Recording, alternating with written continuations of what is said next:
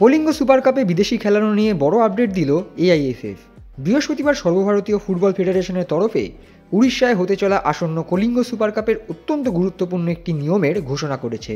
AIFF জানিয়েছে যে ম্যাচের দিন একটি দল সর্বোচ্চ 6 জন বিদেশি রেজিস্টার করতে পারবে। এর পাশাপাশি ভারতীয় ফুটবল ক্লাবগুলি একসাথে 6 জন বিদেশিকে প্রথম একাদশেও রাখতে পারবে। তবে যদি 5 জনের বেশি বিদেশি ফুটবলার খেলেন, সেক্ষেত্রে অন্তত একজন ফুটবলারকে এশিয়ান ফুটবল ফেডারেশনের সদস্য দেশের ফুটবলার হতে হবে। খবর অনুযায়ী 6 জন বিদেশি ফুটবলার রেজিস্ট্রেশনের এই সিদ্ধান্ত এআইএফএফ নিয়েছে তার কারণ 2024-25 এএফসি চ্যাম্পিয়ন্স লিগ 2-এর কথা মাথায় রেখে। কারণ সুপার কাপের চ্যাম্পিয়ন দলই খেলবে আগামী AFC champions league 2-এ।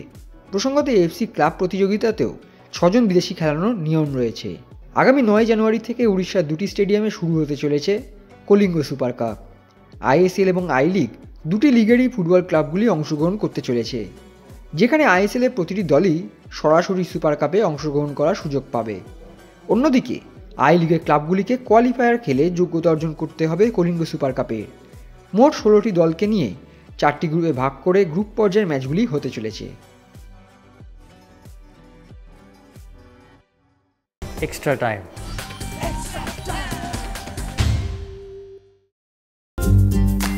Latest news আর এক্সক্লুসিভ ভিডিওর সঙ্গে আপডেট থাকতে এখনই সাবস্ক্রাইব করুন আমাদের ইউটিউব চ্যানেল। বেল আইকনে ক্লিক করতে ভুলবেন না যেন।